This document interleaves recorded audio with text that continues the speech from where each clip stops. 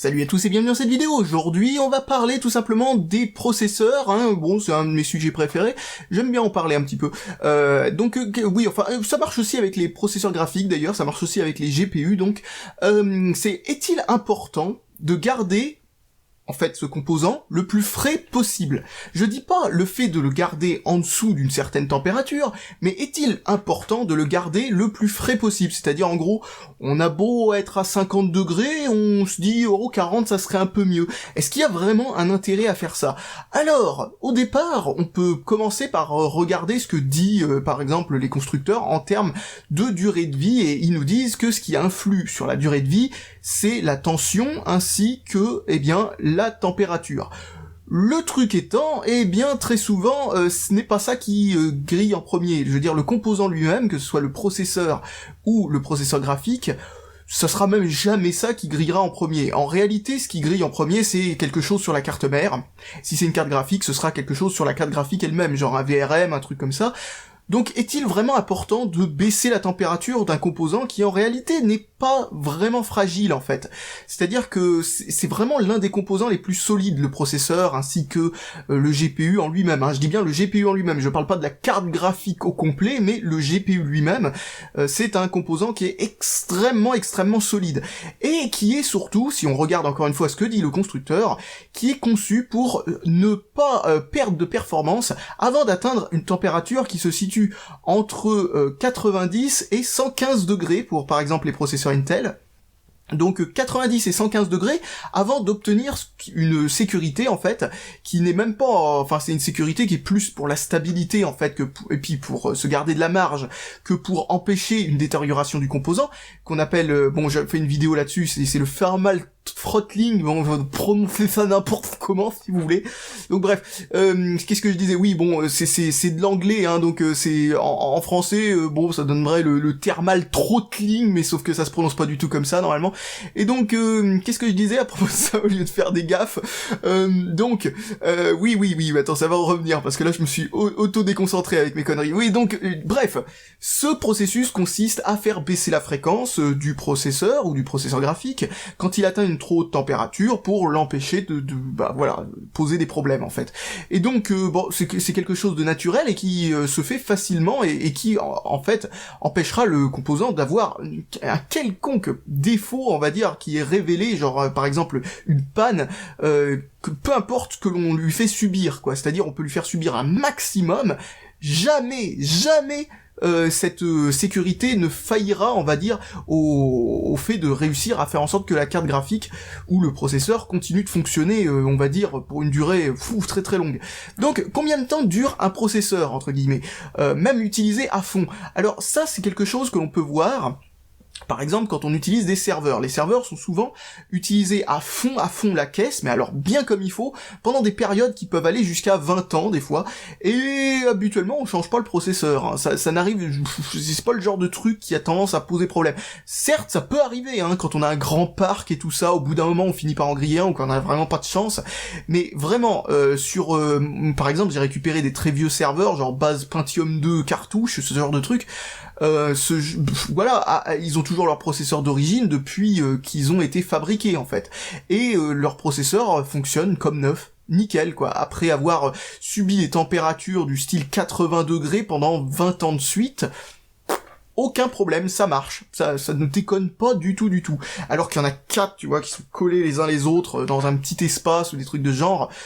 Ça n'a pas tendance à influer sur la durée de vie d'un processeur, en fait. Que ce soit la chaleur ou l'utilisation d'un processeur, ça n'a pas tendance vraiment à poser de problème, sauf s'il y a une faiblesse au départ. Mais cette faiblesse au départ, de toute façon, vaut mieux qu'elle se déclare le plus vite possible. Alors du coup, c'est peut-être même, on va dire, quelque chose qui est en faveur du fait de le faire fonctionner le plus chaud possible. Parce que s'il y a une faiblesse dans un processeur et que ça réussit miraculeusement à arriver quand même sur le marché, ce qui arrive quasiment jamais, votre processeur vaut mieux qu'il grille dans les 2 mois après l'achat, que vous puissiez vous le faire remplacer, plutôt qu'il grille au bout de 3 ans, alors que qu'il serait plus sous garantie éventuellement. Je ne sais pas exactement combien de temps dure la garantie d'Intel ou d'AMD, étant donné que j'ai jamais de toute ma vie faire appel à la garantie d'un processeur. Je pense que ça, c'est un bon testament au fait que un processeur, ça ne grille jamais. Je veux dire, jamais eu besoin de toute ma vie, en tout cas quand c'était la responsabilité du constructeur, de faire fonctionner la garantie. La seule fois où j'ai fait griller un processeur, c'est par exemple les pins qui sont tordus, arrachés, ce genre de truc. Ça c'est pas moi qui, mais bon, c'est pas moi qui ai fait ça, mais enfin bon, c'est le résultat, c'est que c'était un processeur qui était irréparable, ou un water cooling qui aurait posé des problèmes. Alors le water cooling, c'est pas parce que c'est pas conducteur le liquide, au contraire justement il est pas conducteur, donc s'il passe derrière le processeur, bah ça va faire des faux contacts, des mauvais contacts, et ces genres de mauvais contacts, bah ça va brûler comment on appelle ça, enfin, les différents contacts, quoi. Bon, il y a pas vraiment de mots, mais enfin, vous savez, à l'arrière du processeur, vous avez plein de petits contacts, et ben, si ce contact se fait mal, ça va envoyer des étincelles, hein, ça va tout simplement faire un contact qui va chauffer très fort, et ça va brûler le contact, faire disparaître ce contact, et là, le processeur ne marchera plus. Ça, c'est le genre de problème qui peut se produire, par exemple, mais là, encore une fois, c'est votre faute, c'est pas la faute d'Intel. C'est plus de la faute du constructeur du water cooling, à la limite, mais bon, c'est bon. Difficile de prouver que c'est pas de la vôtre. Donc bref, en gros, ce que je voulais dire, c'est que d'ailleurs, vous aurez, a priori, vous devriez plutôt avoir à prouver que c'est plutôt le constructeur qui devrait avoir à prouver que ce n'est pas de sa faute plutôt que ce soit l'inverse. Mais bon, le SAV, ça fonctionne pas forcément comme ça à tous les coups. Surtout avec des marques, vous savez, qui font des trucs un petit peu, on va dire, comment dire. Vous voyez, comme les water cooling, les trucs qui n'ont pas vraiment d'intérêt réel, plus de l'intérêt de mode, vous savez, c'est très difficile habituellement de... Enfin bon, c'est une petite opinion comme ça, mais c'est vrai en même temps. Donc bref, qu'est-ce que j'étais en train de dire à propos de ça? Oui, donc un processeur, c'est vraiment quelque chose qui a très peu de chances de griller. Alors quelque chose que l'on peut dire comme ça, c'est par rapport à l'overclock. Alors l'overclock, il y a quelques trucs à dire à propos de ça, c'est que oui, plus on garde le processeur le moins chaud possible, et plus on pourra essayer de grappiller un peu de fréquence. Le problème, c'est quand on arrive au point où la température a un impact sur la stabilité du processeur, il y a un problème, c'est que en gros vous êtes vraiment pas stable. C'est-à-dire que par exemple, disons, et puis je vais vous donner un deuxième exemple de chose qui fait qu'il faut jamais stabiliser avec la température un processeur, c'est que par exemple, disons que le processeur à 40 degrés est stable, sans aucun problème, à 4,6 GHz. Par contre, à 50 degrés, il n'est plus stable et il faut le mettre à 4,5 pour que ce soit stable. Eh bien le problème c'est que vous faites votre overclock, c'est sympa, c'est très bien et tout ça, et ensuite vous vous retrouvez avec une humidité ambiante un petit peu différente, vous vous retrouvez avec une température ambiante différente, genre une petite canicule qui passe par là, ce genre de choses. Votre PC sera d'un coup plus stable du tout. Alors du coup, vaut mieux essayer d'avoir un overclock qui soit stable en toutes circonstances, plutôt que d'essayer de grappiller ne serait-ce que 100 MHz qui n'aura aucun impact sur les performances, soit dit en passant, et de se dire ah ouais mais moi je vais mettre le super attendez je vais mettre le super ventirad de la mort qui tue vous savez le truc voilà juste pour gagner 100 MHz de plus. Non, ça sert absolument à rien de faire ça. Faites ça pour d'autres raisons, genre par exemple le silence, mais faites pas ça pour la raison de mais vu qu'il refroidit mieux c'est pas la peine de non. Ça sert à rien du tout. Si vous demandez ce que c'est ce truc-là, c'est un Noctua, je sais plus quel modèle exactement, un de ces gros Noctua qui fait, vous savez, on va dire que c'est à peu près l'équivalent de 2 Hyper 212 Evo collés l'un à l'autre, donc ça refroidit super, quoi. Mais enfin bon. Bref, je sais plus où j'en étais dans mes explications, mais enfin voilà, donc l'overclock, c'est pas forcément non plus un argument d'essayer de refroidir mieux pour overclocker mieux, parce que ça marchera pas. Donc en gros, juste pour vous résumer la situation, je pense que j'ai plus d'autres exemples ou de contre-exemples pour essayer de vous expliquer pourquoi ça ne sert à rien, mais donc je vais essayer de réfléchir une seconde, et puis on va voir si on va directement à la conclusion de cette vidéo. Donc voilà, je pense en fait que j'ai fait le tour, je trouve pas d'autres arguments en faveur qui pourraient éventuellement être en faveur de faire baisser la température, non, a priori ça sert pas forcément à grand chose, encore une fois. Comme je le disais, le silence n'est pas vraiment fonction de la température en question, c'est plus fonction de la vitesse des ventilateurs. Donc si vous voulez du silence, baissez la vitesse des ventilateurs et compromettez sur la température du processeur. C'est-à-dire que tant qu'on n'est pas arrivé à 75 degrés sur un processeur, oh là là, vous avez de la marge. Mais vous avez largement de la marge. Donc baissez la vitesse des ventilateurs si vous êtes à 50 degrés pour avoir plus de silence. Vous ferez en sorte que... Et puis d'ailleurs, très souvent, ça n'augmente pas beaucoup la température du processeur que de baisser la vitesse des ventilateurs. Parce que en réalité... on va dire que l'interface thermique entre le processeur et le ventirad, c'est-à-dire l'espace qu'il y a entre les deux, là où c'est en contact, eh bien, cette interface thermique n'est pas forcément idéale, ce qui fait qu'il y a beaucoup de chaleur qui passe, mais une partie qui reste bloquée là, ce qui fait que les ailettes du radiateur sont totalement froides la plupart du temps, ce qui fait que souffler plus fort ou moins fort dessus n'aura pas tellement d'impact, étant donné que les ailettes sont encore suffisamment froides pour que s'il y a vraiment besoin d'absorber plus de chaleur, elle pourrait en absorber encore beaucoup plus. C'est pour ça que j'aime bien la régulation qui est faite par les cartes mères de chez Gigabyte, parce que elle régule relativement bas, quoi. Alors que chez Asus, ils ont tendance à monter la vitesse des ventilateurs, mais à fond direct, et ça n'a aucun impact, étant donné que le radiateur sera presque à la même température, à 2 degrés près, si on souffle très fort dessus, ou si on souffle relativement faiblement. Donc, vaut mieux aller dans le BIOS, régler en mode silencieux, et logiquement, regardez vos sondes thermiques, et vous verrez que même en burn total, ça n'aura pas autant d'impact que ça en réalité, parce que là où il y a le plus d'impact, c'est de réussir à extraire le plus de chaleur du processeur, et de réussir à le donner au radiateur. Ensuite, la répartition sur les ailettes et tout ça, ça a pas tendance à... Enfin, je veux dire, il y a... comment dire ? Vous avez cette toute petite surface, ici, en bas du radiateur, qui ensuite va aller dans ces caloducs, surface beaucoup plus grande déjà d'un coup, puis ensuite va être égrenée sur cette surface immense que représentent les différentes ailettes, et de chaque côté, encore une fois.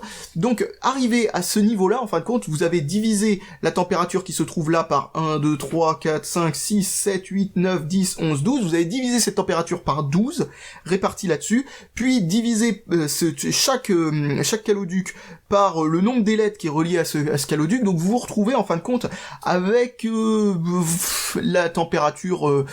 Ouais, non, vraiment vous retrouvez avec un truc qui se trouve très souvent, malgré que ce soit extrêmement bien optimisé pour répartir la température, bien comme il faut, que ce soit un water cooling ou un air cooler, eh bien, vous avez pas tellement de température, Touchez pour voir, vous verrez que la température de la base est relativement chaude, mais la température des ailettes n'est pas forcément très très très chaude, et encore une fois, faire baisser ça de, on va dire, les ailettes, vous faites baisser ça de 2 degrés, vous avez fait baisser de beaucoup moins du côté du radiateur lui-même, a priori. Enfin bon, en tout cas, personnellement, j'ai pas fait les calculs, j'ai juste fait des expériences empiriques, en baissant et en montant la vitesse des ventilateurs, et a priori, je n'ai pas vu beaucoup d'impact. J'essaye de poser ça délicatement sur le sol. Donc voilà, d'ailleurs, je vais faire quelques tests avec ce ventirad dans quelques temps, justement en comparaison avec un water cooling, histoire de voir tout simplement si un water cooling est intéressant, mais surtout aussi histoire de voir s'il y a vraiment un impact si grand que ça. Il faudrait que je trouve un petit ventilo de rien du tout, un TX3 Evo justement de chez Cooler Master, genre de tout petit machin minuscule, et voir la différence qu'il y a entre ça. Bon, il y en aura une, ça c'est sûr, mais on pourra voir en gros la différence qu'il y a entre un ventirad vraiment petit et un gros ventirad, et voir en fait si le petit ventirad est suffisant, ce qui serait étonnant quand même, parce que là je pars vraiment dans du minuscule, mais ça nous donnera une échelle de grandeur, un petit quelque chose. Bon bref, là je divague, mais je pense encore une fois ne rien devoir de spécial à dire, parce que comme je le disais, en fait ce qui est important c'est de garder le processeur en dessous d'une certaine température. Comme je le disais, entre 70 et 80 degrés en burn, c'est-à-dire en utilisant tous les cœurs à fond la caisse, genre avec OCCT ou des trucs de genre, ou avec CPU burn sous Linux, eh bien vous avez quand même un bon truc là. Vous voyez que vous êtes à 80 degrés, même en plein hiver, logiquement ça n'arrivera jamais à faire descendre la fréquence et à faire baisser les performances, peu importe ce que vous voulez, quand vous serez en plein été, en pleine canicule. Bon, ça peut arriver, il faudra peut-être ajuster un petit peu, mais c'est vraiment, enfin voilà quoi, quand vous êtes à 70 degrés, il y a aucune chance, aucun risque. Réussir à faire baisser la température en dessous de ça, et j'ai beaucoup de commentaires là-dessus qui me demande est-ce que 50 degrés en burn c'est beaucoup, ça paraît beaucoup et tout ça? Non, c'est rien du tout. C'est pour un processeur, c'est que dalle. C'est une toute petite surface un processeur, donc ça a beau chauffer beaucoup, en réalité c'est tout petit, donc c'est pas grand chose comme dégagement calorifique. C'est-à-dire la chaleur qui en sort est immense par rapport à la taille que ça fait, mais en réalité en tout et pour tout, surtout quand, encore une fois, je ressors mon truc, quand c'est réparti sur autant, c'est que dalle. C'est vraiment rien du tout. 50 degrés répartis là-dessus, c'est vraiment minime, quoi. D'ailleurs, il y a des composants dans votre ordinateur, comme par exemple le Northbridge, qui est le Northbridge. Maintenant, ça s'appelle plus vraiment comme ça s'appelle le PCH, un truc comme ça, le Platform Controller Hub, un truc comme ça chez Intel. Bon bref, en gros, c'est ce qui remplace le Northbridge et qui l'a combiné avec le Southbridge, c'est-à-dire les puces les plus importantes qu'il y a à l'intérieur d'une carte mère. Ce truc-là chauffe très souvent beaucoup plus que le processeur lui-même. C'est-à-dire qu'en fait, ce composant-là est souvent à 80 degrés. Et il n'y a pas de ventilateur dessus, il y a juste un petit radiateur de rien du tout, mais il est à 80 degrés. Bon, ça dépend des cartes mères, mais souvent c'est ça. Et ça ne pose aucun problème. Ça peut même monter beaucoup plus haut que ça, hein. J'avais une carte mère avec un N-Force 4, un truc comme ça, de chez Nvidia. Il est à 115 degrés la plupart du temps, quoi. Donc il est en permanence en train de gérer la température pour essayer d'être moins performant et tout ça. Ça ne lui a posé aucun problème en termes de durée de vie, étant donné que ça marche toujours parfaitement. C'est un ordinateur que j'utilise relativement fréquemment, donc et qui, pendant une longue période de temps, c'est-à-dire à peu près 4 ans, a servi comme NAS, donc en permanence 115 degrés sur le Northbridge. Donc ce genre de composant, qui est fabriqué de la même façon qu'un processeur, pour information, hein, ou qu'un GPU, d'ailleurs c'est un GPU, le composant en question, sur le N-Force 4, étant donné que c'est aussi ce qui gère l'écran. Mais, qu'est-ce que je disais? Oui.